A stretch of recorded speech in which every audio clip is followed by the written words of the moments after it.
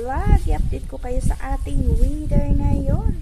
So, sobrang init kanina at bigla lang nang kulimlim yung panahon natin na parang uulan siya at may kasamang hangin. And then, may kidlat at kulog pa. So, parang uulan siya at may hangin. Malakas yung hangin natin ngayon, mga kabating nyawong. So, updating tayo sa ating sunflower.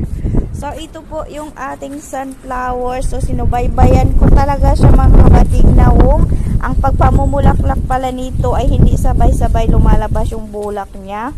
Yung kalahati, lumabas yung kalahati, hindi.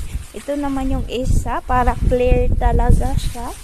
Ito yung isa, yung kalahati rin ay lumabas yung kalahati, hindi. Kaya pala pag nalalanta yung bulaklak nila, hindi rin sabay-sabay.